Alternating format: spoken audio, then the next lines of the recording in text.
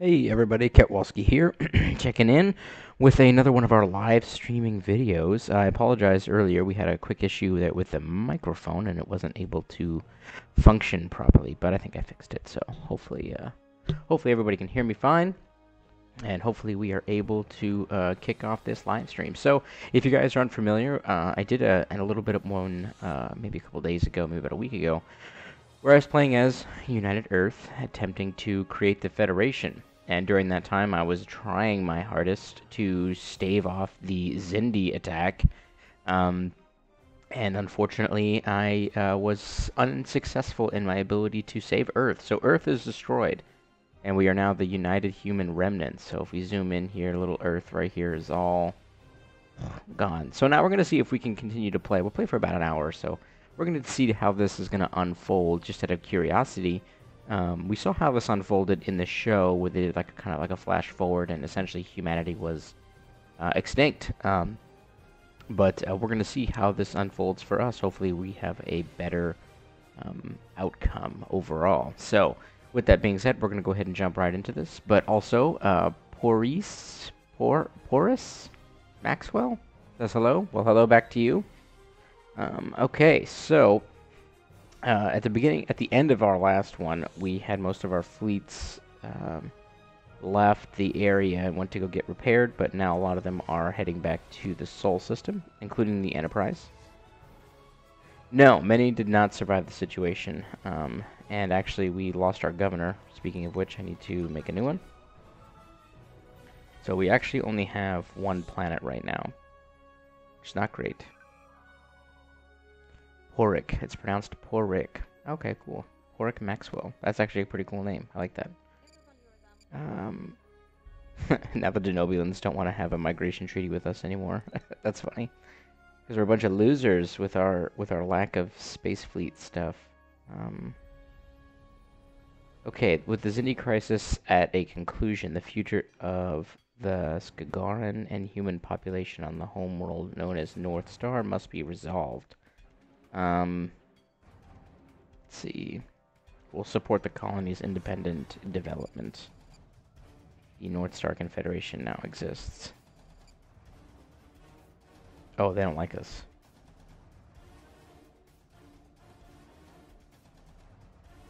Oh,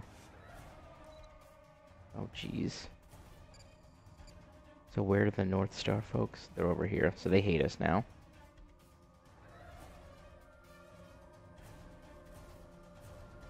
Okay, these guys don't like us much. Okay, yeah, so we need to get the Annex project back on track here.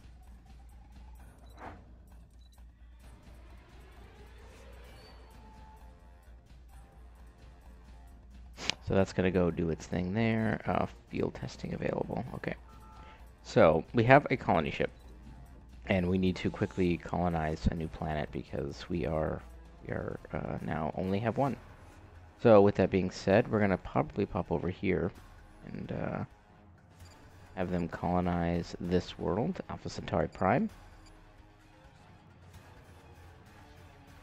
We have now established communications with the Nausicaan tribes. Oh no. Of course. Oh, we're not doing so good. Okay, so the construction ship is here. New tradition available, which is ultimately not very helpful because I was attempting to try to make a federation. And I don't know if we're going to be able to do that anymore. But let's see here.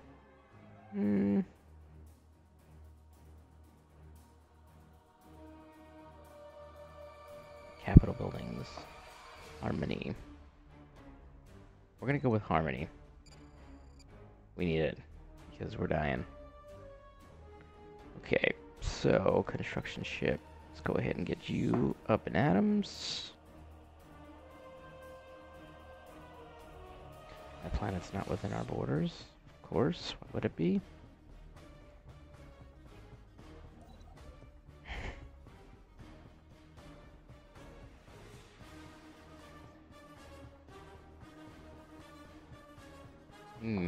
Okay, so we're gonna have you enter orbit, science ship. Let's have you survey the system. Where are you at? Okay, so this guy's way out here.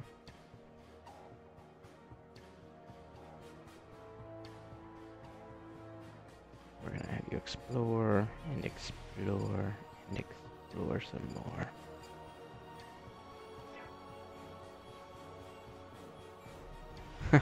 Why not go for the Terran Empire then? Well, you know, I wish I could. There is an ability to do that in this game, but I don't know if I could go. I think it might be really difficult for me to like try to shift that while this is still on, like while we're still pretending to be the quote unquote United Federation, you know. But maybe. Oh, it finishes in 360 days. Okay, so let's do this one. See, how's Mars doing? I don't think I can clear any of these tile blockers out. But maybe we should be more aggressive. Maybe we can't adopt all the edicts that are part of the traditional Terran Empire, but maybe we can be overall more aggressive. Okay, first fleet is at the Bernard Star, so let's get this guy here too. Let's get you in orbit. Put our fleets together, so that way we at least have some stuff going on. I got the construction ship setting out that way. I've got the colony ship is en route. It's right here. Leader has gained a level. Cool. For some reason, I'm unable to build a starbase outpost. And I'm not quite sure why. It says I'm lacking 100 minerals and 63 influence, but I most certainly am not. So I'm wondering if that has something to do with the fact that I don't have a government anymore. But it might be. I'm not sure. Demographics advisors. Uh-oh, Borg. It's not even to deal with those guys right now.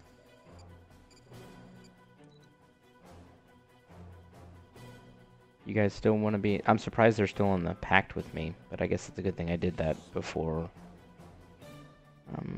anything bad happened. But I'm wondering if this is a part of the game, like maybe that's why I can't build any more places yet. I don't know. I don't want to terraform you, no. Strategic resources, leaders, expansion planner, ship designer, planets and sectors. Need you guys to merge up, please and thank you.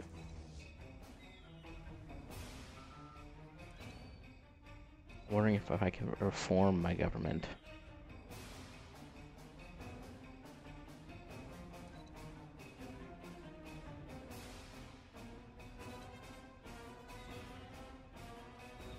Oh, we don't have the egalitarian ethic yet. Otherwise, we could become a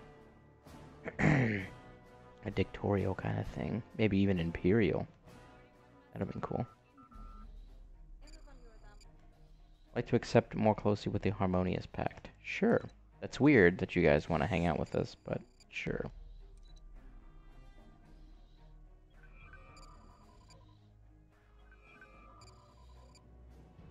Okay. That's really weird that they joined the Harmonious Pact. The Orions did. It's so strange. Okay.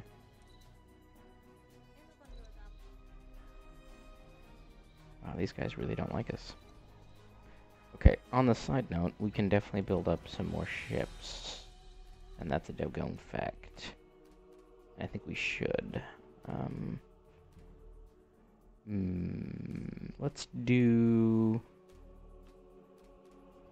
I'm good, Daniel. How are you doing today? Daniel Bertazone.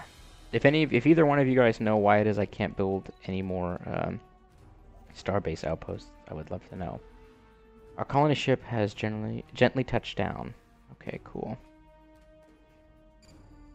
We are doing that.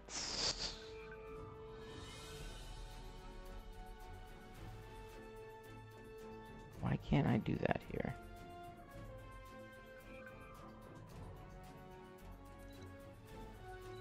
It's very strange.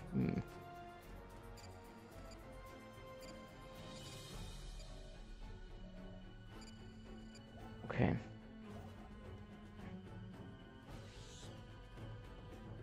I'm wondering if that's like that everywhere.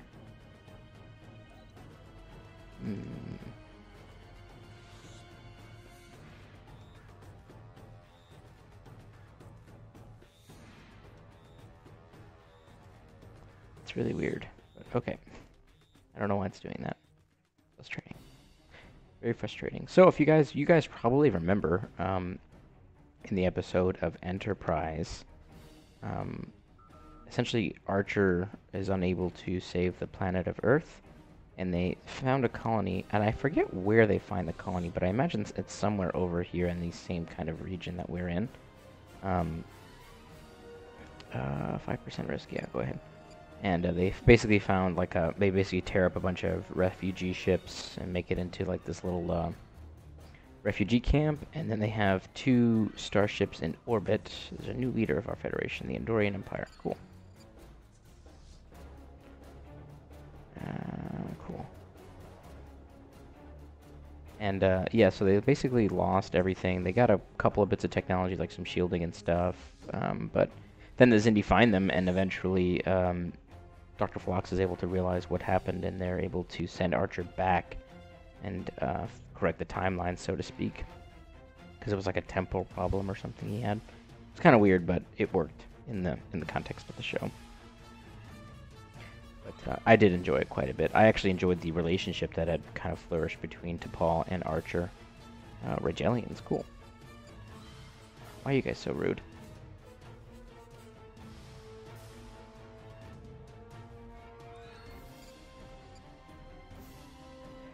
Okay, but yeah, it was a really good episode, though. I enjoyed it a lot.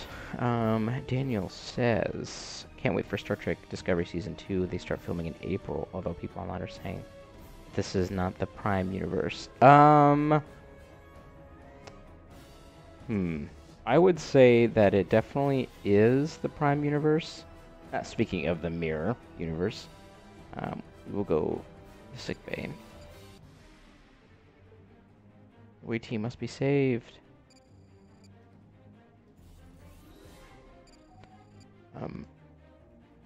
Yeah, temporal illness, that's what it was. Yeah, very strange thing to happen, and that was in the Star Trek Enterprise episode. But yeah, no, to focus in on the situation at hand, let's build 2 of these bad boys. Actually, just 1. The situation at hand with Discovery. It's definitely the Prime universe. Anyone who says otherwise is just really wishing that it wasn't, but it is. And there's really no ifs, ands, or buts about that. But, I mean, I'm excited to see it. I don't know if you guys caught my podcast that I did over the other day with Starfleet Boy and those guys, but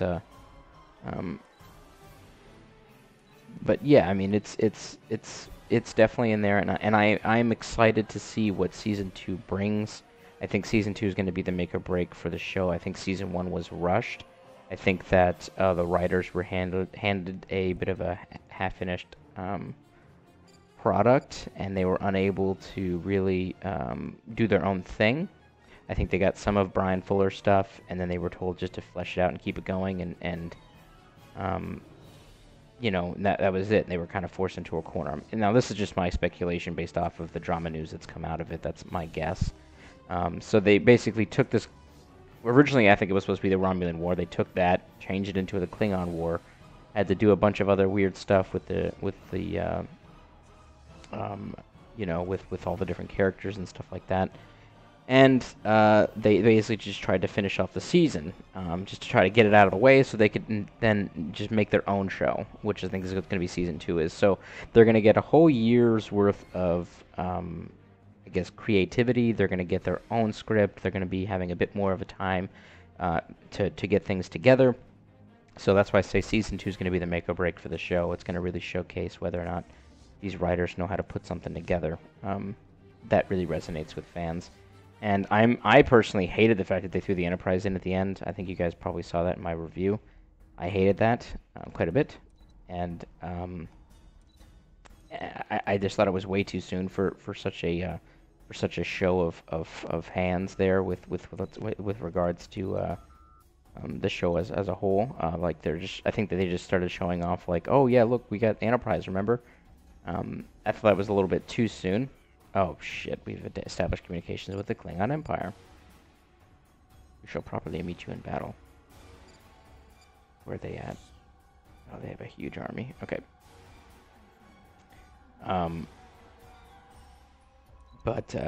Yeah, so anyways, that's weird. Unrestrict this.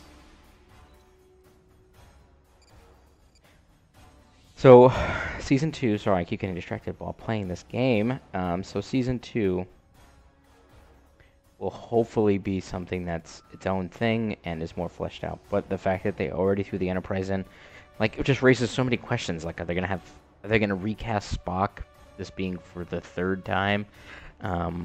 What is Pike gonna look like? What emergency could they possibly have had inside of the Sol system? Because you gotta remember, they were on their way to... This is actually a really great time to do this because I actually have it here in front of me.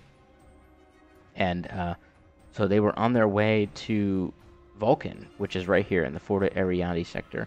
So they were flying from Sol to Vulcan, and in between these two locations, there was a critical alert of the Enterprise. It's just crazy to think about. Yeah, it's kind of insane. So again, in typical Star Trek fashion, they're the only ship in range, and then they meet up with the Enterprise, and you don't really find out what happens.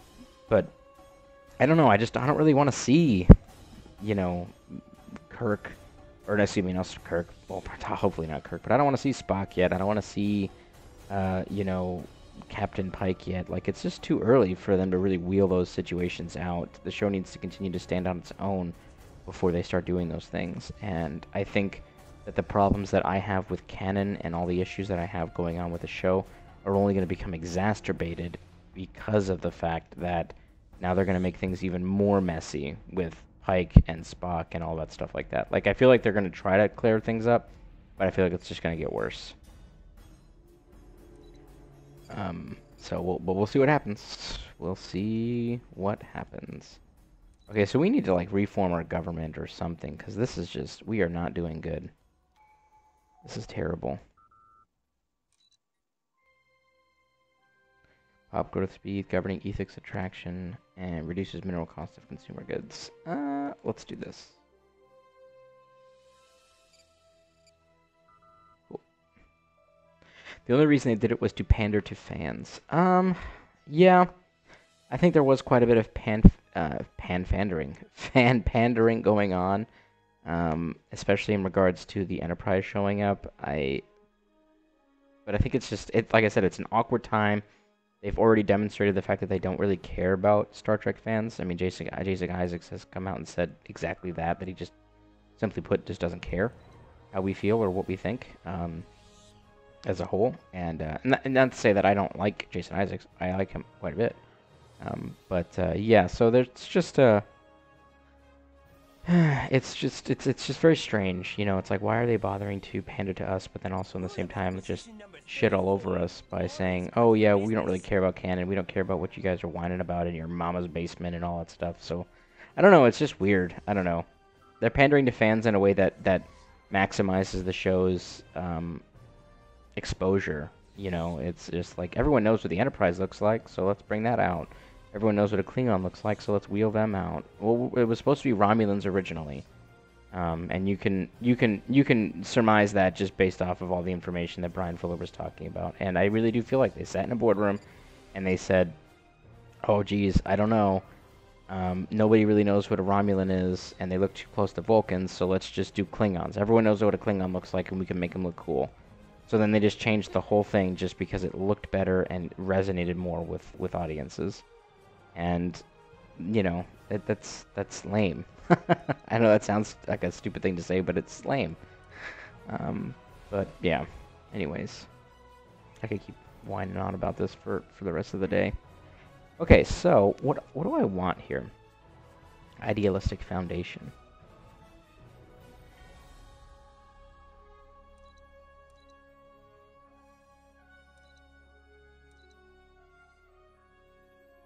Well, I gotta wait 17 years before I can do a new government. Okay, it says, I hear that Star Trek 14 will bring the JJ's Enterprise to the Prime Universe, so both fan bases will get both best of both worlds. Haha, best of both worlds. I see your pun there. And you say, because Netflix won't pay as much, so they need us to come back for season 2, i.e. Enterprise. Yeah, we'll see. Netflix has been in some hot water the last couple months because some of their movies that they've spent a lot of money on have been kind of failures. Some have been really good. I liked Altered Carbon a lot and Annihilation, but some of them were kind of crap. But we'll see what happens with Netflix and them. And I have not heard really anything on Star Trek 14 other than the actors saying that they're interested in doing it, and I know that they announced it, but that was almost 2 years ago that they announced the show, that new Star Trek movie. So I'm curious to see if that's even going to happen. I still feel like it's not going to happen. I don't think they're going to touch the Kelvin universe ever again, and if they do, it'll probably be an even longer period of time, and it'll be just to dovetail that story and end it. So we'll see what happens, but yeah, I'm not holding my breath, so to speak. Okay, so no, I want to upgrade you.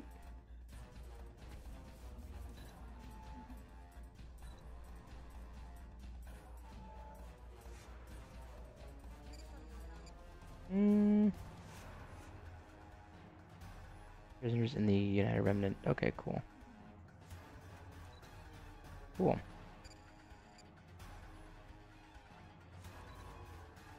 Ah, the camera's lost.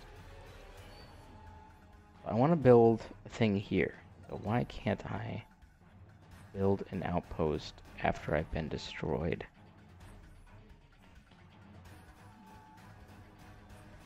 Interesting. We will figure this out, team.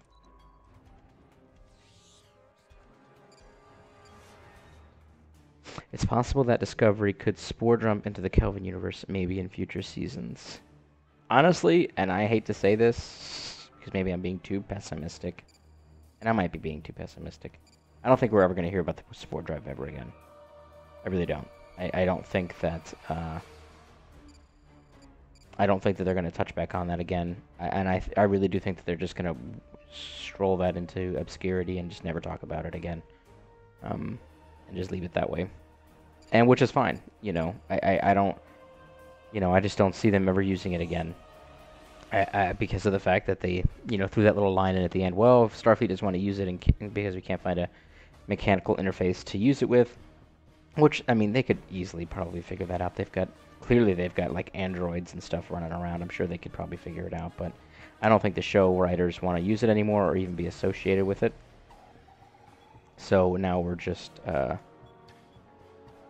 be stuck with what we got, which is essentially go away. Which is essentially just regular old warp drive. I don't think we're ever gonna hear about anything else again. Again, maybe I'm being too pessimistic, but we'll see.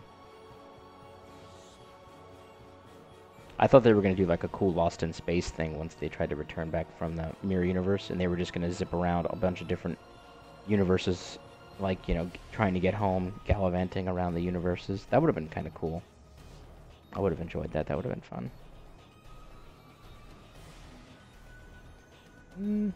Ooh, got a new technology researched.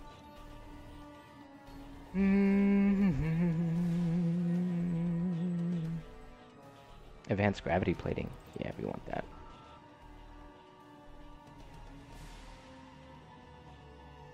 Yeah, no kidding. The project is stalling yet again. It's not doing so good for us. So far, I have not been able to figure out why it is I can't build a new outpost. It's very strange. I'm wondering if that's a problem with the mod or what the hell's going on, but I might have to tab out into a window to find out, but we'll see. Now, granted, it would be fun if we went to the Kelvin universe again. But I don't think that we'll ever, like I said, I don't even think that the movie's gonna come out. I really don't. I don't think that we will see that show ever again, or that universe ever again. I think it's just gonna be mothballed, and we'll get a whole new set of movies at some later date. So, but we'll see. But I agree, though, what you said in earlier, Boric, that the next series will be set post-Voyager, for sure. Forming the Federation. Sweet. Do I not get to vote? Why don't I get to vote? Ooh, they voted against it. Interesting. Yes, unity is within the United Remnant's interests. I'm curious to see if we actually get the Federation, even though we're not putting it together. Ah, cool. Federation Day! So we are now in the Federation. Am I now allowed to build a Starfleet outpost?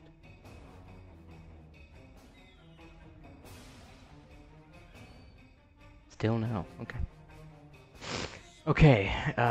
Daniel, you say no. The spore drive is big continuity problem, so they just send Discovery to a post-Nemesis time, and that would solve continuity problems. It would. It really would. But now they also have this giant moon planet thing that's covered in spores, and yet no one's ever talked about them again. So it's very strange that they don't have that anymore. You know, no one's ever talked about it ever. What do we want to do? Instruction ship.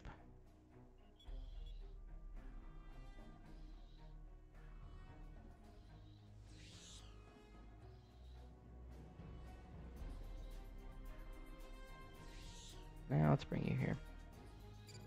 I gotta figure out why I can't build any more doggone friggin' things here. It's gonna piss me off. Hey, did you hear that Duolingo offers Klingon now? No, but that's cool that they do. So I've had a hard copy of the Klingon dictionary since I was born. My dad had it, and now I have it. And so I don't need your Duolingo. Okay, I do it the old-fashioned way, where I manually look it up.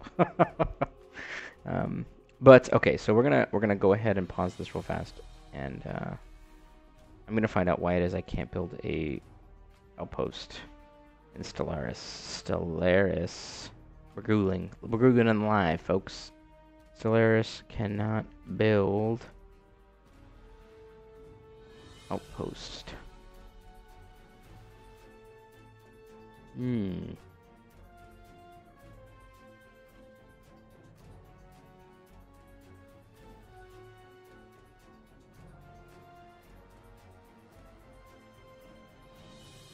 Okay, let's see.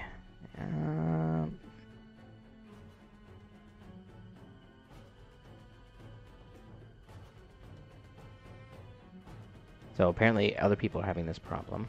They're saying it might be a bug. Okay.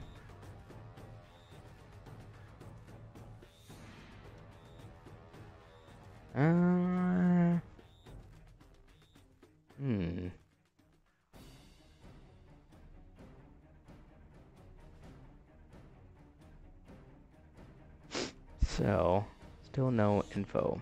It's not helpful. Instruction ship. Okay. Well, we'll continue on for now.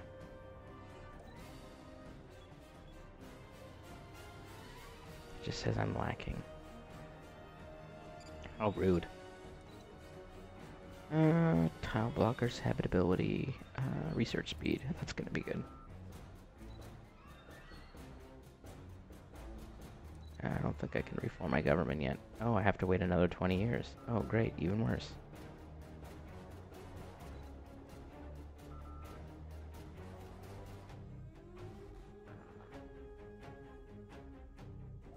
So I'm going to try to disband this fleet and see if we can't build a new one and see if that guy will let me build one.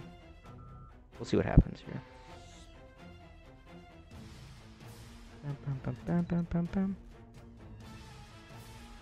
Okay.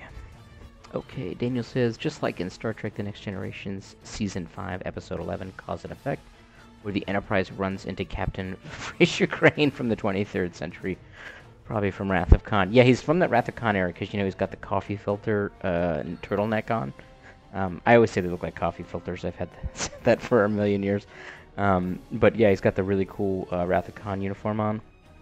I mean, it's not crazy to assume that they can't throw them into the future. I mean, it's really not. But we'll see. I don't know if they will. I honestly, I don't know what they're doing with the show, and I don't know what I think they have any idea what they're doing with the show. I mean, bottom line is, I don't even know why they decided to do a TOS era one at all. Period. Like, it made no sense to begin with. So that, you know what I mean? Like, it's just they did that with. Oh, see, I can ironically build them now. Whatever. Okay. They did that with, Enterprise, and Enterprise worked really well because it was far enough away from TOS so that the continuity stuff didn't matter too much. But being so close to TOS era just causes all sorts of problems, clearly. And I guess it really doesn't matter. If you're in that mindset of, I don't give a hell, damn what people think and what fans feel about, then it really doesn't matter. But I don't know. Like, that just pisses people off. It pisses me off, and it just makes me sad on the inside that they don't really care about what canon really is. I mean, as of right now, in our new Prime universe, there's a bomb sitting in the middle of Kronos that's controlled by Laurel, a character we've never heard of. Keep in mind, though, that there is so I looked this up, and I'm actually going to do a video on this, so you guys are getting a little bit of a hashtag spoiler right now if you guys are watching this. But there's a Chancellor. There's a Klingon Chancellor right now. According to the Prime timeline, there's a Klingon Chancellor. I forget his name off the top of my head. I don't know, Mabuk or something stupid like that, Klingon name. But there's a guy. There's a guy running the show. And they don't even talk about that. They don't even try to liaison with this individual. They don't even try to coordinate with them. They don't try to do anything with this person. And instead, we get, we get this crap thing of... I'm going to build another one of these. We get this crappy situation where, it's just, it's whatever. It's just... This thing is taking forever. We get this crappy situation where Laurel, a character we've never heard of, is now suddenly in charge of the Klingon Empire. And it makes no sense, because we know she doesn't exist in regular Prime Universe continuity. And yet, somehow, magically, she's in charge of the entire Dalgon thing. So it's just frustrating to be there and to be a part of this situation where, clearly, canon is discarded, and it just doesn't. None of it makes any sense. But anyways, so I'm gonna make a video about that and talk about what the heck these guys are thinking about, because none of it makes any sense. Because listen, we should consider building an observation post above their world in Altair. Yep, got it. Okay. Actually, we're going to go for a second construction ship. So we're going to talk about that and see what's up, and try to lay out, like, what the heck, why would there be a Chancellor, why would there be a Klingon High Council, and then also now Laurel is basically blackmailing the entire Klingon Empire to, bend to her will and to Kuvma's legacy. So just none of it makes really any sense in continuity. So, I don't know. Which, again, it's frustrating, because it's like they could have easily just included that. They didn't have to remove the whole concept of a Klingon Empire's Chancellor and the Klingon High Council. Like, it exists there. They could have just used it, but instead they didn't, and now we're kind of stuck. So, but we'll see. Sorry, I just kind of rambled on there for a little bit. Just a wee bit of rambling. Oh, the Franklin's done. Cool. Survey. So we're going to take over these 3 locations here.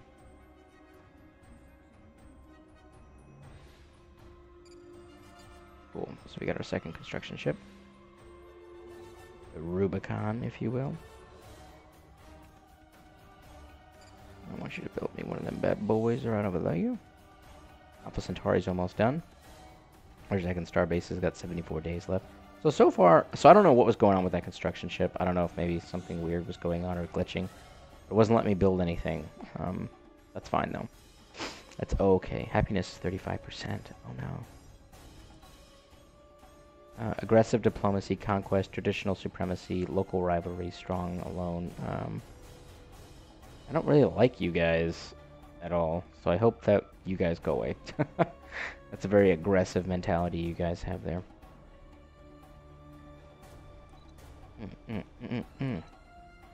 We have 5 months left before Alpha Centauri is done.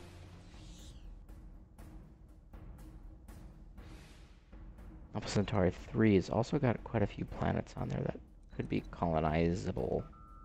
So with that being said, we're gonna shit out another one.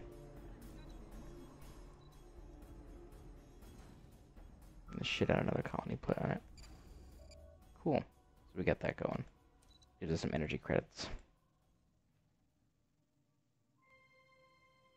On an unrelated note, can you guys hear me well? Hope everybody can hear me well. I know I had some audio issues in the last video. My voice was like super low and being weird. Modules. Trade depot, naval depot. Buildings, hydroponics bay, food +3. Dockshine, let's do hydroponics bay. Cool. The Temerians. Oh, they don't like us either. Darmok Angelad at Tanagra. Engage.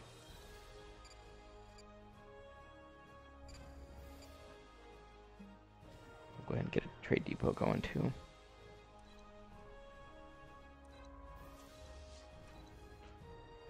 Bases and shipyards. Sucker. Actually, we'll drop that off. Let's do shipyard. Okay. That guy's rolling in to give us our thing. Oh, wow. Okay. Daniel says, back in 2001, I remember when Enterprise came out and people wanted a post-Voyager series and people were complaining about it being a prequel. Also, why has the tech more advanced than TOS?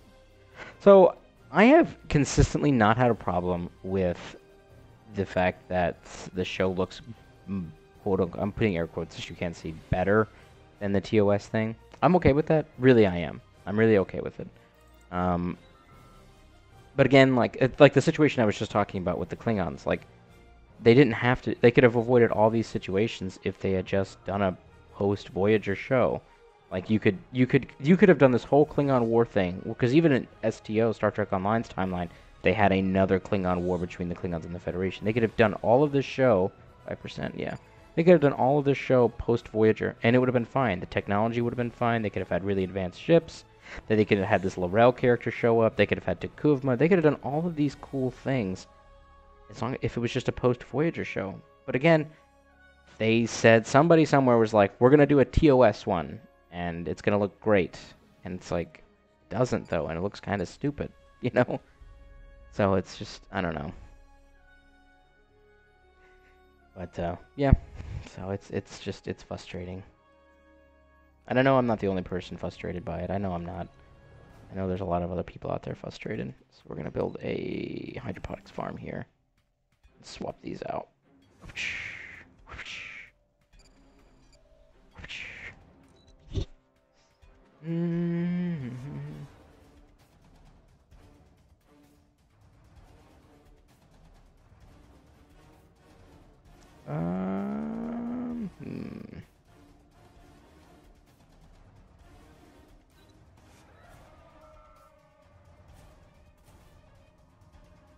Oh, cool. Awaken the capsule occupants. Okay, so let's read this here because I feel like I'm about to run into friggin' Wrath of Khan right now.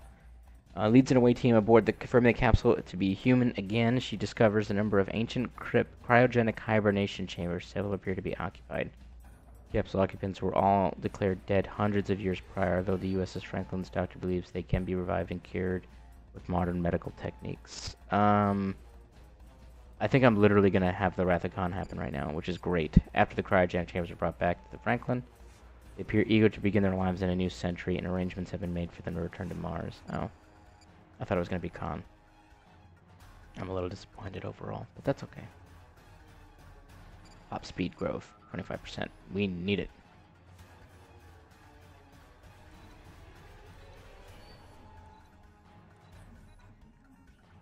Cool, so these are all coming out. Good. Oh, cool. Finally.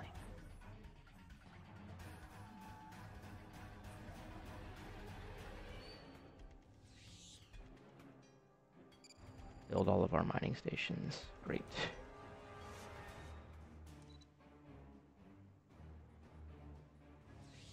Trek on the Tube. What's going on, guys? What's going on, man? So Rick Berman came out and said, first of all, if they want post-Voyager, it would become meaningless. They would go too powerful that nothing could challenge them.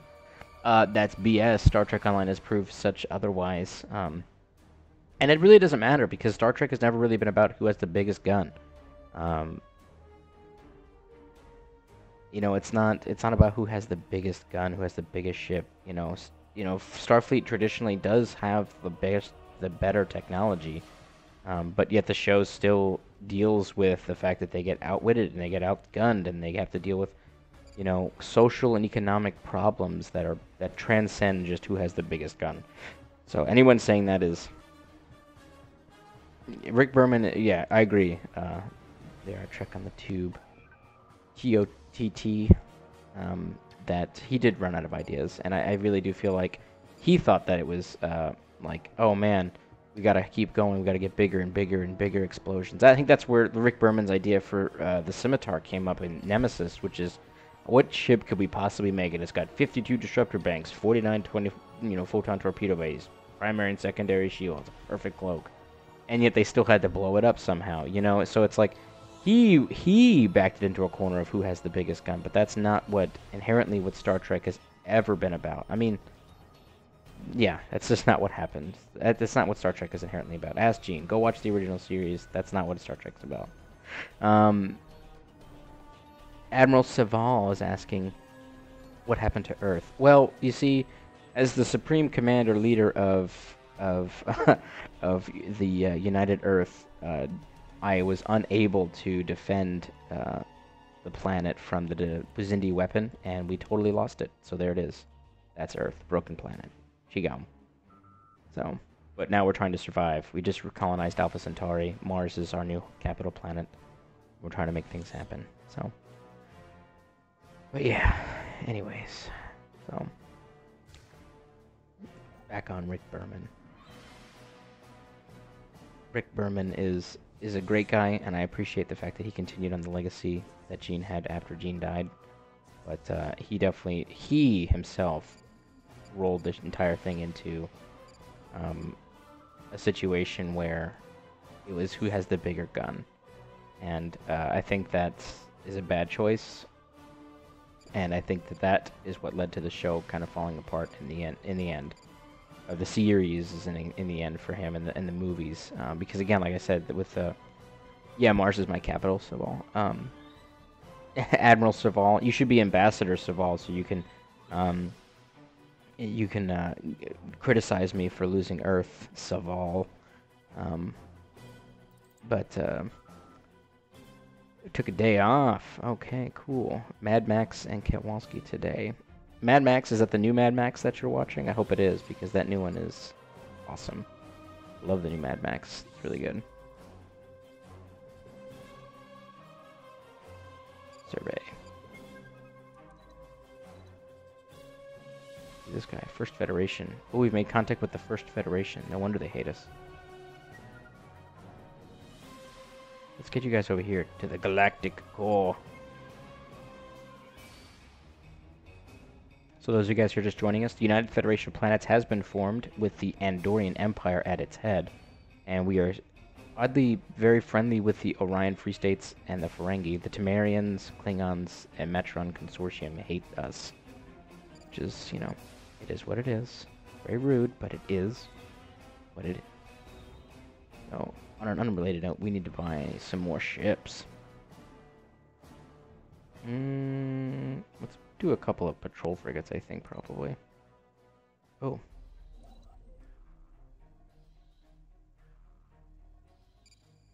Get some observation outposts rolling here. Also, Rick Berman said that Enterprise was an alternate timeline created by the events of First Contact. That is why technology is more advanced, sorta. So I did a video on that. I think you did watch it. I think most of you guys watched it. And I think it's an interesting theory that the timeline was jacked up because of First Contact. But that would have only worked if after they had that episode where the Borg woke up in the Arctic, that they weren't destroyed and that they utilized some of the technology that they found in order to advance their technology. Kind of similar to what we saw in the Kelvin universe when, you know, they utilized technology from and situations from the Narada to upgrade their ships, and that's why everything looks bigger and is faster and does more crazy things. But they didn't have that. They just destroyed them, and that was the end of it. So that's why I was kind of like, was it an alternate timeline, or is that just an excuse? But we'll see. Yes, a day off from working on vids, I mean, and Fury Road. Yeah. I love everything about Fury Road except Charlize Theron. I like Furiosa, but not Theron. Theron has a range for me, personally. She has a range, and a loud, obnoxious, boisterous film like Mad Max is not within that range. I just don't see her as an action kind of person. That's why I didn't even go watch Atomic Blonde, because it just felt like it was going to be kind of meh, you know. I just didn't think she just doesn't register as an action kind of hero for me. She's just not that kind of person. So maybe that's just me. Contact with the USS Franklin has been lost while at warp between the systems. Scans in the area reveal no sign of the ship. Captain Miller, Fortune, or her crew. This is a disaster. So keeping in line with what happens, I guess, with the actual USS Franklin is the Franklin is now gone. We lost her over here over 70 Machu Picchu, which is just disappointing. So we're not doing so great overall. This looks like we have a lot of territory, but really we just have this and that. Everybody else is controlled by other folks because we are under the thumb of the Andorian Empire. Daniel Burton, I sent you an invite on Google Plus. If you want to add me to Google, that is. Sure, I will add you after we're done here with this live stream. She was the worst thing out of all the bad from Fast and the Furious 8. I think Fast and the Furious 8 was really bad, but she didn't help. Again, she was playing an action star. I don't know what her agent is like. Yeah, we'll just have you do action. We'll have you do action stuff. It's great. Don't worry. It's like, no, it's not. She's not very good at acting. Action star. She's good at drama roles. I have always thought she was very good at drama roles, but anyways, that's just me personally. Okay, let's see how Alpha Centauri is doing. Guy is doing good, 22 out of 33. Got 5 up. Population increase is going great. Surface. Okay, cool. So we also have a new science ship. We need to get a new leader in there. Research speeds, ancient civilization anomalies. Cool. Let's bring you over here to 70 Machu Picchu and keep that going. Actually, we already did that one. So let's do that one. So we are 3 in the red right now in regards to energy, which sucks. It doesn't help the fact that I can't clear any of these fucking tile blockers out. She was terrible in Hancock too. She was really bad in Hancock. Like, I think she really kind of brought the movie down. And I actually liked Hancock. A lot of people didn't, but I did. Shelley at corporate. Oh yeah, these guys are gonna be super friendly, I'm sure. Where the hell were they? They're way up there. Good. They far the fuck away from me. Yeah, it's enough bashing on Theron. So, technically, I am Saval. He was Supreme Commander of the Vulcan Defense Force during the Earth-Romulan War book, The Romulan War, Beneath the Raptor's Wings, page 120, paragraph 4, line 2. Listen, that's exactly what Saval would say, so yes, you are Saval, so congratulations, you have become him. And I hate you now as much as Archer hated the Vulcans.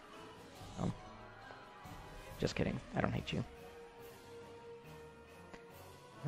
Okay, so this guy is still not doing so hot. I can't clear out any of these blockers. It's the worst.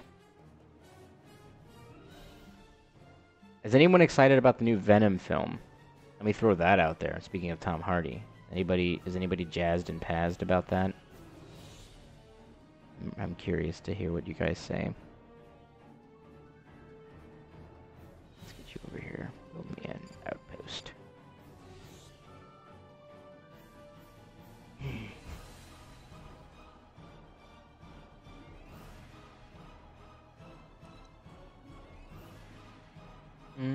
So we're going to build up a little bit more of our fleets. I don't exactly know what's going to happen, but I think it's probably best if we get at least a couple of more ships as opposed to just friggin' 3. So, wouldn't hurt, I think. This guy is doing its thing. Quite literally no emotion regarding that. The Venom movie, yeah. Well, because they shit out a trailer where it's just him talking. And, yeah, I don't know. It was a really weird trailer. They shouldn't have done that. They shouldn't have done that. He was just a boy. They should have waited to release that trailer.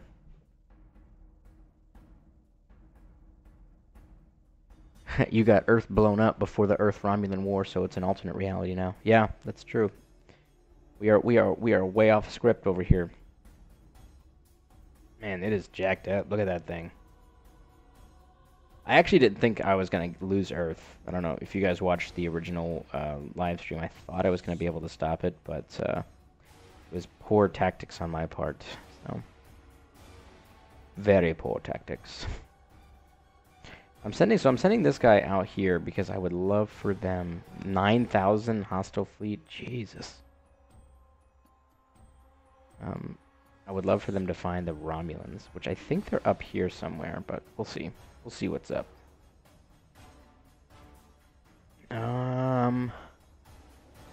I haven't even thought about it, but you mean if I take the time to think about it, what's gonna be? It'll be Hardy grunting with CG everywhere. It will be Hardy grunting with CG everywhere. Speaking of grunting, did you guys watch the Punisher series? He does a lot of grunting in that show. I heard a really cool rumor from my friend Joe a while ago, and he said Star Trek series will be post-Voyager. He said it would be revolve around a possible multi-universe war with some big threat. Maybe. I don't know. I don't know if it'll be a multi-universe war with some big threat. I don't know.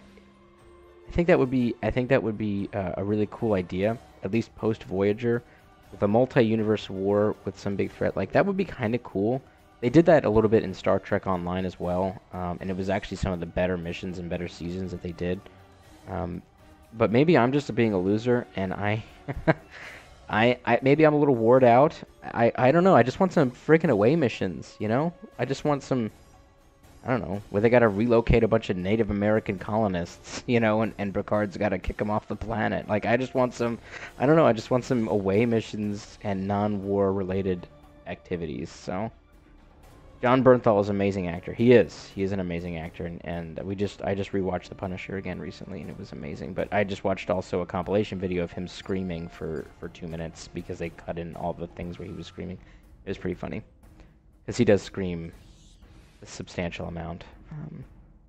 Mr. Bernthal does. Mr. Bernthal, is it? Here. I honestly believe a post-Voyager show needs to be all about fixing the current state of the Federation. So, creepy, what's that guy's name? The guy that did the X-Men movies, Brian something. Creepy guy, been arrested, or been accused a lot of having sex with children. Kind of a weird guy. Anyways, so he had a really great pitch that he did a while back, where it was that a federation that became so bloated with itself, 5 caps on the planet, okay, it became so bloated with itself that they were unable, that they didn't even care about like war and mysteries and discoveries. They just became super bloated and overweight and bureaucratically weighed down, and there was this young brash captain that wanted things to be kind of returned back to the olden days, and then a new threat kind of emerged, and the Federation was caught off guard, and they lost a lot of territory, and most of it was destroyed. A lot of it was because they just weren't prepared for it. They weren't used to dealing with such threats and those situations. Actually, can you go here and build us the mining stations? Thank you.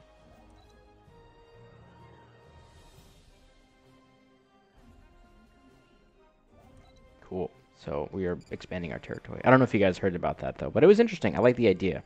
I like the idea of the Federation becoming super bloated and unable to really deal with things on the whole. So I thought that was like kind of a cool idea. Yeah, sure, you guys some Delith.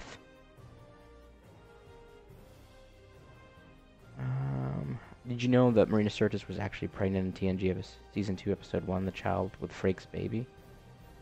I did not know that. Do you have a source on that? That's the first I've ever heard about that, Zival. Where is the super chats? I want to give the super chats. No super chats right now. I won't be doing any super chats or any channel donations or anything like that until after I hit 10,000 subscribers. It's just a personal thing of mine. I think people who ask for that kind of stuff before they really kind of earn it and get a good following, I feel like you're just kind of squeezing out the small group of people that are actually following you. So, no super chats, lore. You can super chat these nuts. I want Shatner back in Star Trek, but he wants $50 million to return. $50 million. I don't know if it's that much. I won't hire him, and he's all like, well, JJ can't get $50 million for Avengers, why can't I? Because, Bill, you don't bring the audiences like you did back in the day, unfortunately. You're not worth it, Bill. You're really not. But they'll get him. They'll promise to donate to his horse ranch or something stupid, and they'll get him, I'm sure. They'll get Bill. Especially since he's pretty much the only one left. What are they going to wheel out Nichelle Nichols? I love you, Nichelle, but that's right. Well, if you got something to say about my lifestyle. No, it's not you. It's definitely not you. There is one Star Trek YouTuber, and who does the begging for the begging for the monies, and it just really kind of irks me that it's like, dude, you don't produce objectively good content, and you kind of are just begging people for money. You're kind of like shitting out like lame videos, but then you're just begging people for money. Anyways, going off on a tangent. It seems fitting Shatner would play on something with STD as the moniker. So yeah, it's funny you say that, because I was actually telling somebody the other day at work, I was like, I don't see how William Shatner has gotten out of this "let's move" thing yet. Like, how is like a girl from like the 60s or 70s not popped up and said, "Oh, back in my day, William Shatner raped me or assaulted me," because he was a ladies man, a dog back then. So it's interesting that he's been able to skate out of this situation. I thought for sure something for him would be popped up at this point, but I guess not. So. Okay, so we've got this guy's good. Habitability is 80. He's doing really good. This guy's now full. She's building super fast, so we need to get that gal, excuse me, going pretty quick here. 1 and 1. We really need energy, and I can't get any of that going here, unfortunately. But yeah, we really need a power plant, even though I know that's taking away those those things there.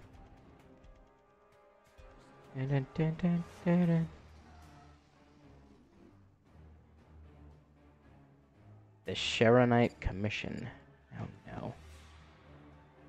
Oh, these guys. Jeez Louise. We don't take kindly to your sort. We don't take too kindly to those who don't take too kindly around these parts. Whoa. That's weird. Okay. No entries. Victory? No, we have no victory here.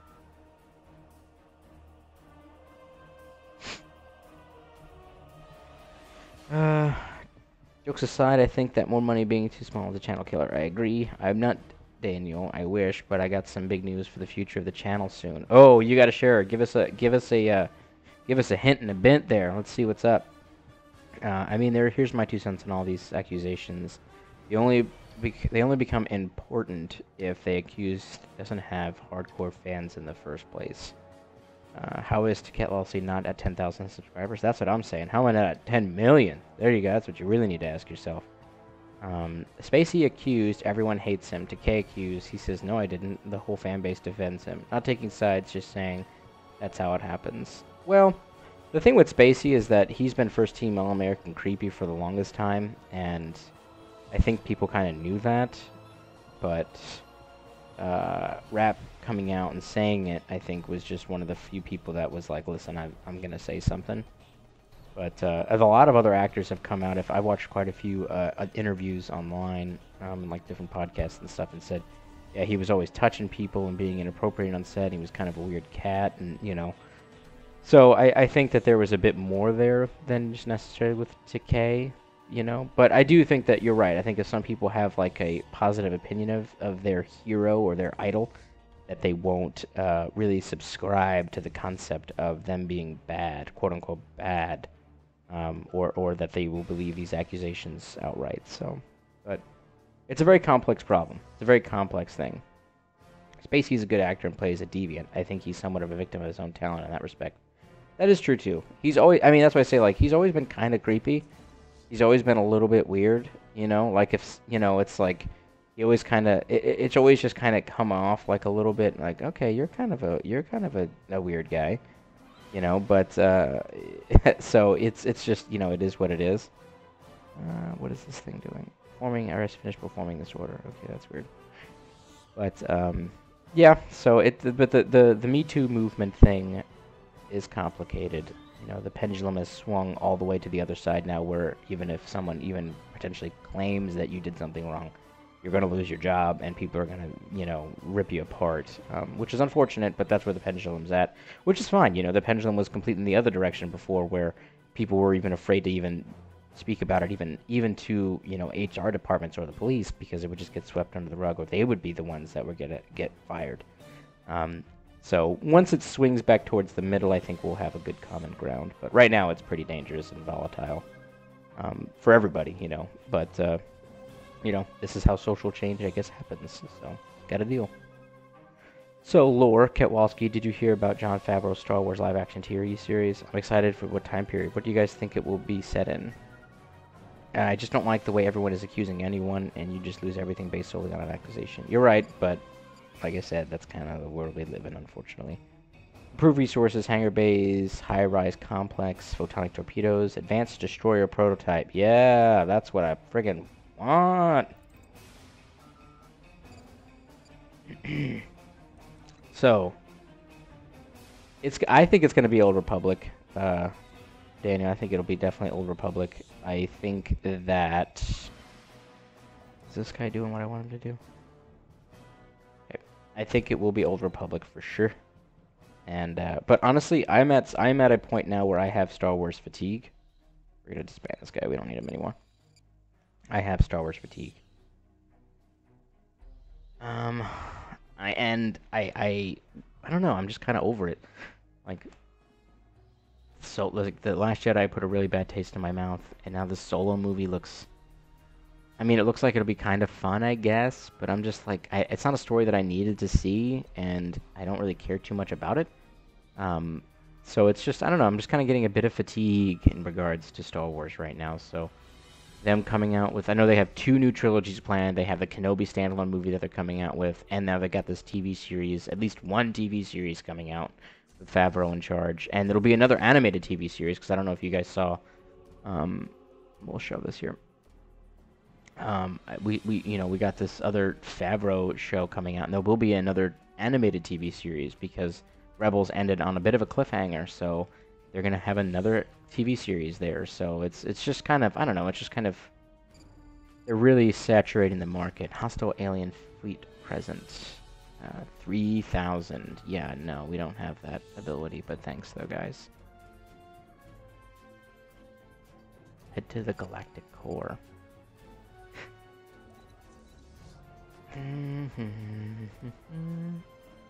Oh wow, we are way over fleet size. Like super duper over. But ironically, there's a planet here that I can colonize. And I think we should. So, do it. But in the meantime, actually, I can actually upgrade this to naval capacity +5, shipyard income. We'll do 2 of those. Yeah.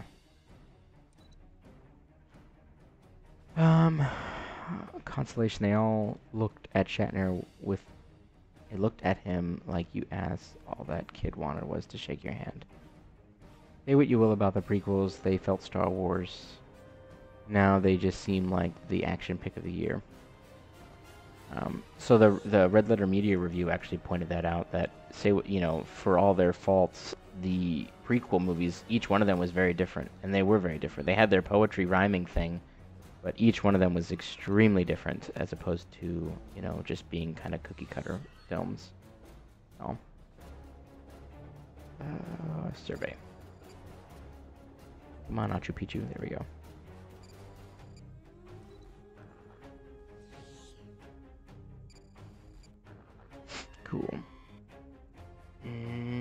in canon, Han's wife, before Leia finds him and causes drama, and his wife is in the Solo movies. I love when they stomp on pre-established characters. Character assassin is bae. Yeah, I don't know. Fleet order is canceled. Was unable to build star base. Resources have been refunded. What?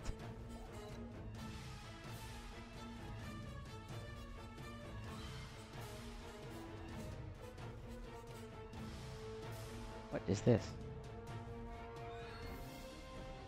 Oh, whatever. You're being weird. This game's being kind of weird.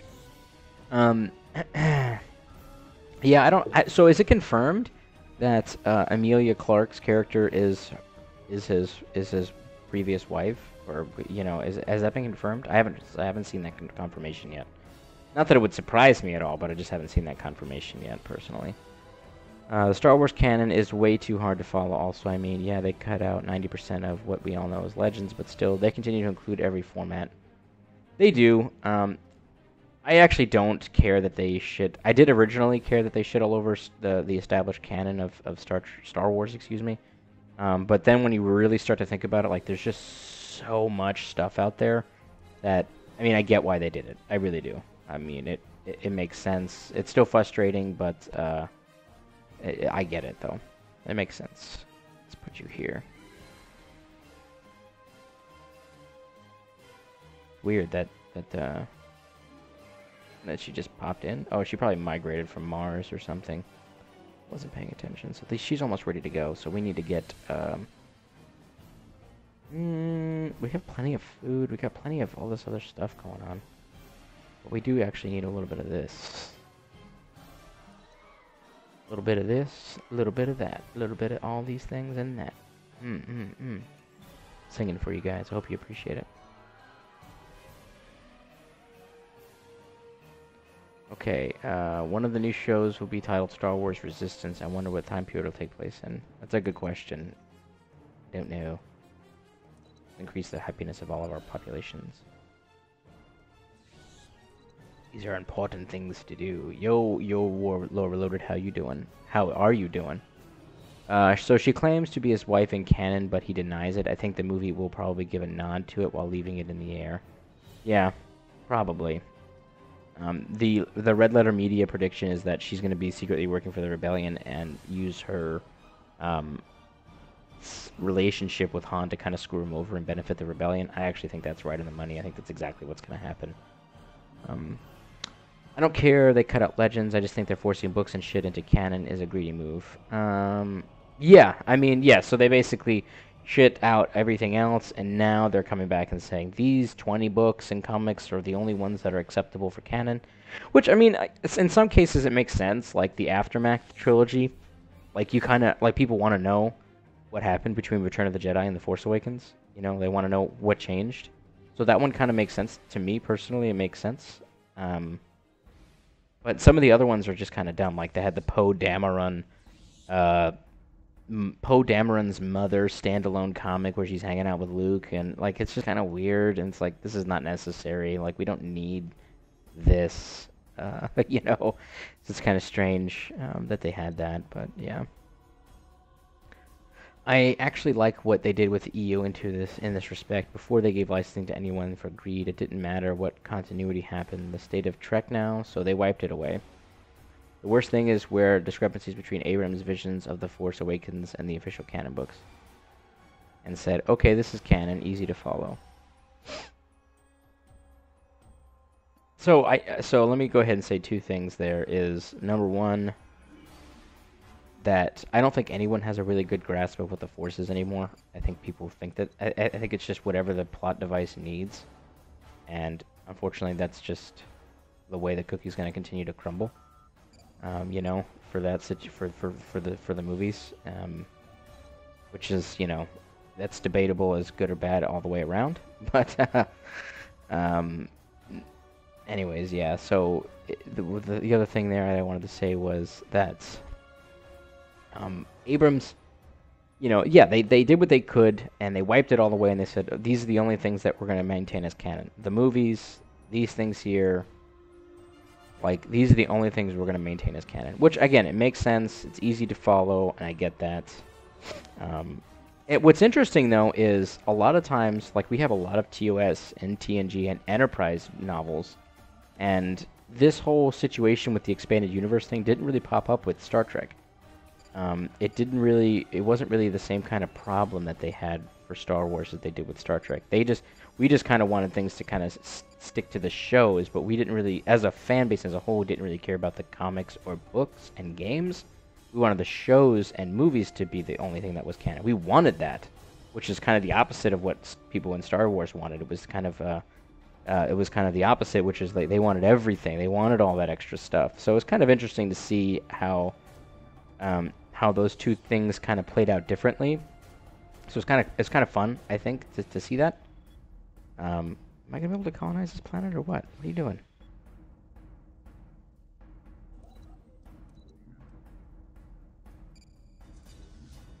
Oh shit! I'm making bad choices here, folks. There we go. Shit there. Where's the Enterprise? Not that. So yeah.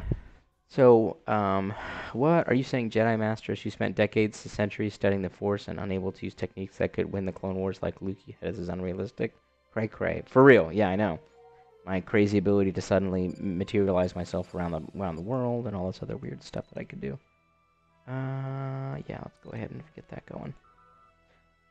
They said make everything you want. Only movies and shows are canon. Perfect.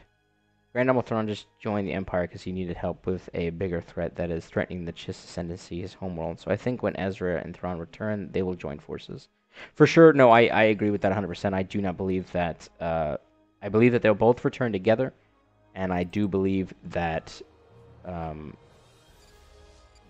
will be a more sympathetic character, a more likable character, one that's not going to be focused in on just world domination and things of that nature. I agree with you. I already thought about that. I agree with that 100%. Yeah, so yeah, the whole thing with they said, oh yeah, you guys just do whatever you want, you know, don't worry about us. It was kind of ridiculous. It was very ridiculous. That Star Wars tried to maintain this large continuity base between everything that was happening in comics, movies, and video games. It didn't really work. Because even with that, they still blundered and made bad decisions, and which is whatever. It happens when you have such a large IP.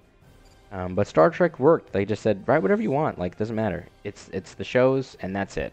Like, it's the shows and that is it. That's all you get. Even so much so as just to sit there and say it's just the regular shows mixed with. Let me go. Sorry, I'm losing my train of thought as I'm trying to get this planet set up. Get you there. They went as far as to say, "Oh yeah, do whatever you want, and all you're getting is the animated series, the original series, TNG, DS9, Voyager, and the movies. That's all you're getting. And then also we'll have this separate universe because Paramount kind of also owns the rights, so that's just the Paramount universe. It's the Paramount universe. It's okay, don't worry." Anyways, except TAS Roddenberry hated TAS as canon. Discovery changed that. That's true. The animated series, but yeah, CBS maintains that the animated series is canon. It's been canon for a while. Yeah, it's been canon for a minute. So, but yeah, there's no ifs, ands, or buts about that. So, I think the Yuzhan Vong are this big threat. The Yuzhan Vong could be the big threat.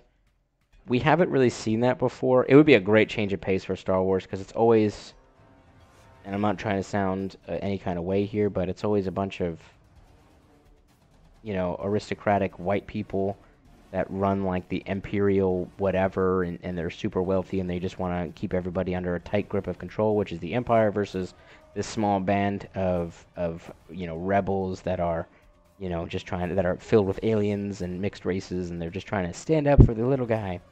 Like, we've seen that nonstop. So it'd be great if we took all that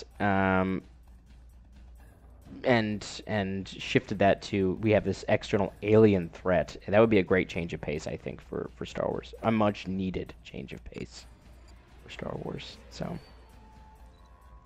this guy is not really finding anything good here. Survey the system, sucko. Finish its surface project. Yeah, nice. Cool, so we're up at 3 now with that. Let's check the surface here. Old girl is doing good. You're doing good. Great. So we're doing good. Back in the green for energy. Nice. We've also just expanded our territory a little bit more. And that's been fully surveyed. Okay. Roddenberry removed the original series from canon when he released the motion picture. Nope, not 2007. I agree with it being the right way to. On June 27, 2017, Star Trek's official site incorporated information clarifying finally the animated series is part of canon. Essentially the 4th season the fans wanted. Yeah, is that from Wikipedia? Check on the tube. Because I know I did some very similar research with that as well when I was doing my canon is for losers video. Because I was trying to really define what that really meant for people as a whole. So, yeah, that's what I thought it was from the Wikipedia too.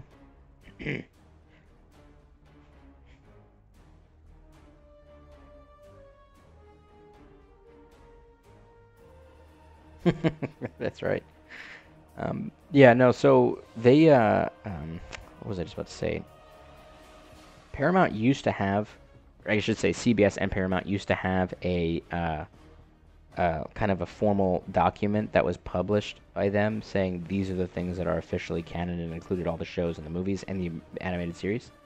They've since rescinded that. That was, I would say, almost 20 years ago. Not 20 years ago, that's ridiculous, but maybe 10 years ago they had that. But they've gotten rid of that.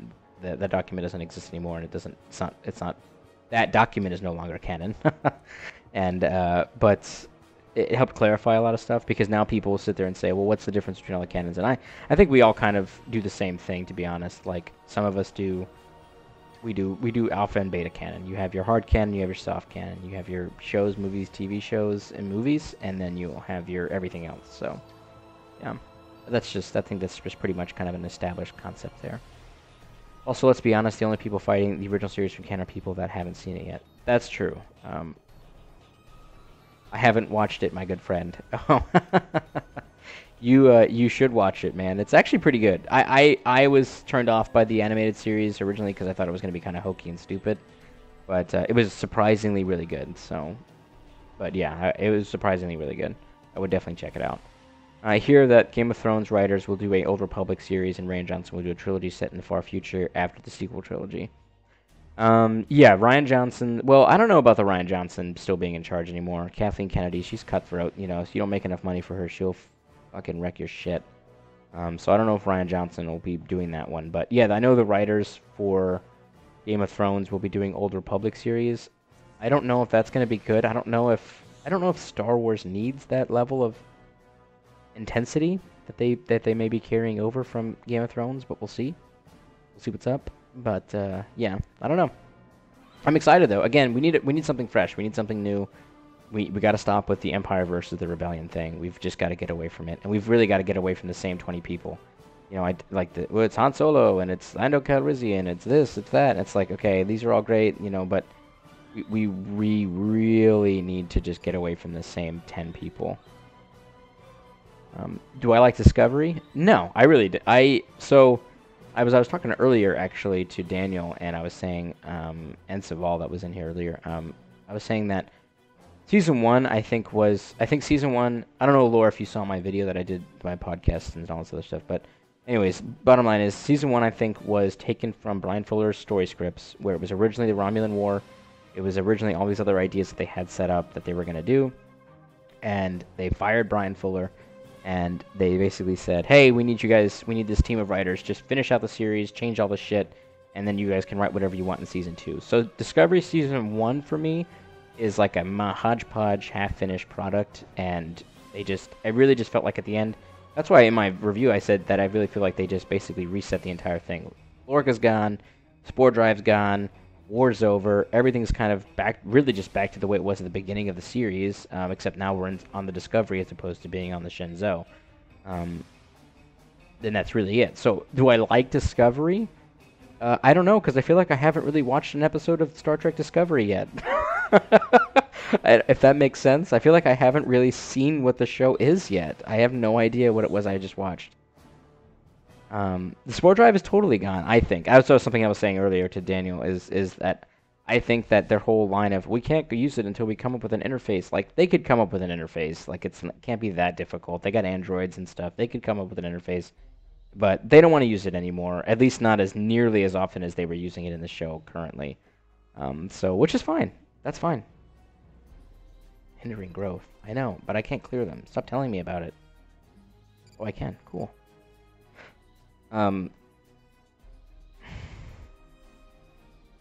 Yeah, that's my thing is it does break canon 9 ways from Sunday if they don't break it completely. I agree. I was talking about that earlier. I don't want to rehash it for people watching the videos, this live stream video, but yeah, I mean it definitely broke canon. Even though they had no reason to do that, they could have easily set it pre or post Voyager and everything. They could have kept the entire show the same, like beat for beat, but just did it post Voyager, and it would have been just the same and been just fine.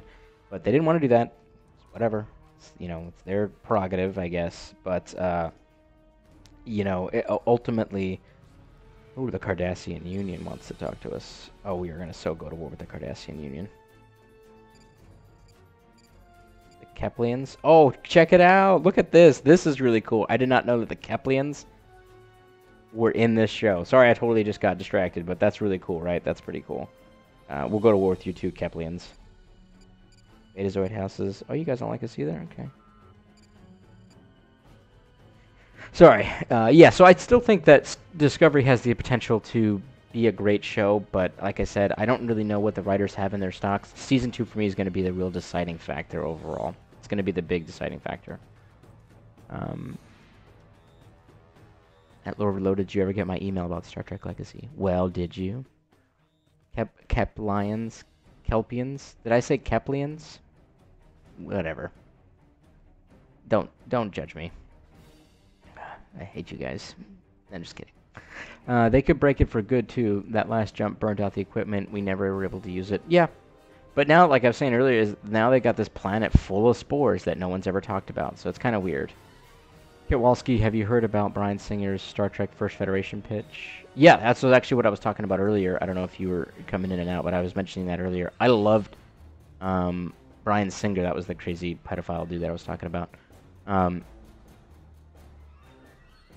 Yeah, I think the First Federation pitch was a fantastic idea. Bloated Federation, unawares, caught off unawares from a serious alien threat, which could have easily just been the Iconians.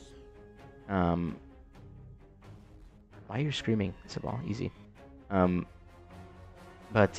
Yeah, so, yeah, I thought it was a great idea. The pitch was fantastic, and I think it would have been really good that the Federation just kind of became this old, bloated, you know, bureaucratic ship of craziness, and that they needed to, you know, get shocked into actually being a serious entity again, and a serious player. They just became so weighed down by their own... was it called the Scourge? Oh, I didn't know that. But yeah, I thought the idea was just great. I thought the idea for Brian Fuller's new Federation thing was the First Federation pitch. I thought was great. I thought it would have been a really cool show. I don't think he should have been anywhere near it because I don't need that guy anywhere on the on the Star Trek docket. Even though I know he had a little cameo at the in Nemesis, like a weirdo. But yeah, I thought that was a really great idea, and they could have easily done that. There's literally a million, and that's the whole thing. That's what I think really frustrates me the most to like my core. Is the fact that everything, like, they could have done so many different things that, oh, our trade agreement ended, that it just frustrates me that they went this way that just damages canon and damages fans and just damages what Star Trek is as a whole, where it's at. They're just wrecking everything when they could have easily just done a million different things that wouldn't have affected any of that stuff. But they didn't. So it's just, I don't know, it's just really weird. It's just literally they sat in a boardroom and they said, what do people know?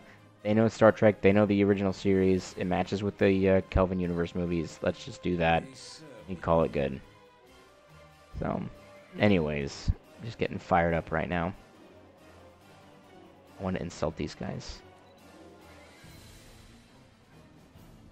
What is this meaning? Oh yeah. Oh yeah. Oh, they hate us. One insult and they went from 5 to 205 negative. Oh yeah, you guys are so screwed. We are gonna go to war with the Cardassian Union. It's gonna be totally amazing. Okay, folks. Star Trek fans rip it to shreds, saying this is not Star Trek. This is a dumb action series. Well, we do. We do rip it to shreds, saying that. But I mean, again, they can make it more action oriented. You gotta, you know, can you really have the same kind of stuff? No, you can't.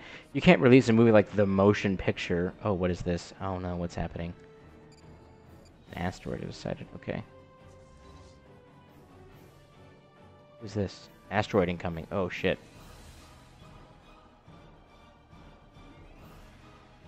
Are you kidding me? Is this asteroid seriously gonna, like, what?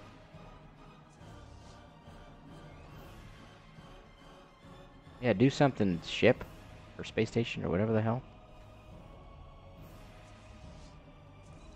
I can't believe we are literally gonna be attacked here.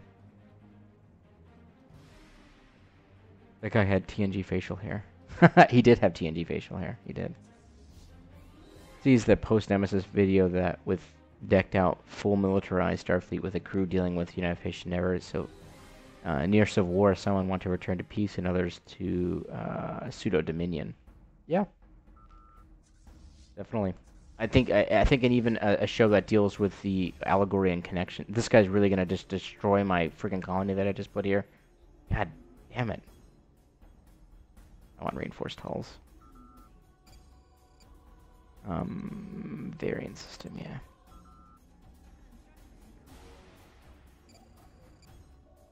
I think we're literally gonna lose this. Blow up the Earth? Oh wait, you've already done that, mister. Ha! So hurtful. Anyways, yeah, I think it would have been great between the duality between the Borg and the Federation and how they are kind of like an assimilating entity all unto itself. That would also be a really great series, or a series that kind of deals with that. Again, could do a lot of different things. A lot of different things. I don't think our Enterprise fleet is gonna get here in time. There's the NX-01. I mean, thankfully this thing is moving slower than molasses up a hill, but I don't think we're going to be able to get there in time. I really don't.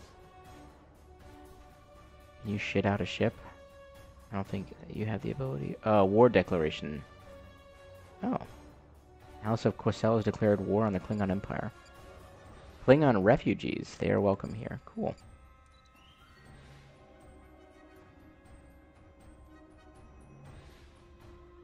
Okay, what do you guys think? Do you think I'm going to be able to get here and destroy this thing in time?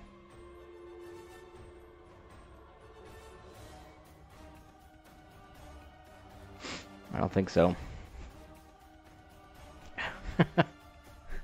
It is molasses up a hill, like, but it's good for me, but it's not really being helpful to the fact that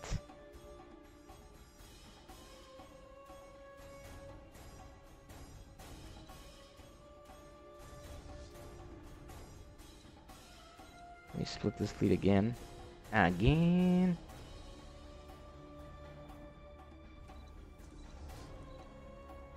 These guys are going like molasses up a hill. Oh my god, we totally just... Asteroid impacts Alpha Centauri. We failed to stop the asteroid that was heading for Alpha Centauri. Ew, Jesus. What is it even... I lost all my pops and my capital. God damn it. I am not good at this game. I think that's a fair assessment to make at this particular point. Protect the sun, boy.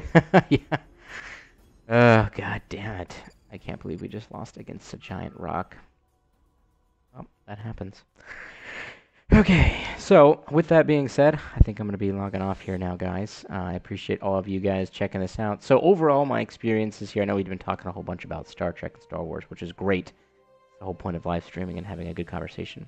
But we have been able to expand our territory, and with the support, actually, of the Andorians and the Vulcans and the Tellarites, we were actually able to still found the Federation and continue to build up. And we've actually colonized 3 additional planets in the time that just a couple of years.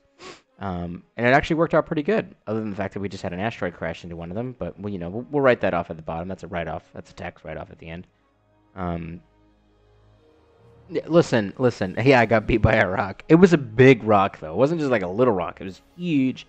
Huge, big league rock. I need a space wall to stop the rocks from coming into our territory.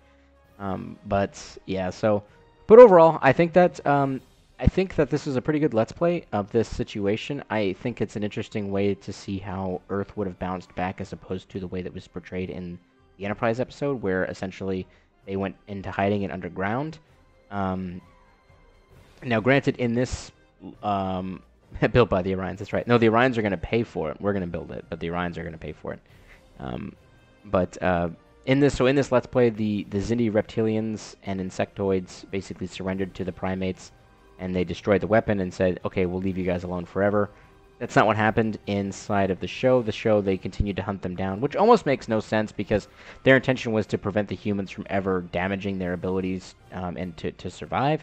So that was a little bit more aggressive than you probably would have expected them to be. So this one I thought played out better and more in line with the fact that there's a Xindi council with the aquatics and the primates and all that stuff that would have allowed for a bit more of diplomacy to take place post-Earth destruction.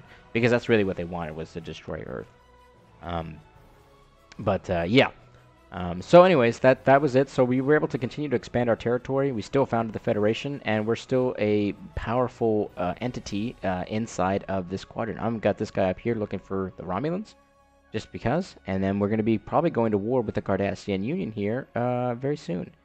Or maybe we could even support Boreth and the House of whatever to against the Klingon Empire. But we'll see. We'll see what happens. So I appreciate you guys and gals checking out this video, and thanks all of you guys individually for commenting and chatting it up with me in the super chat. I will see all of you guys and gals next time. Live long and prosper, my Trekkies.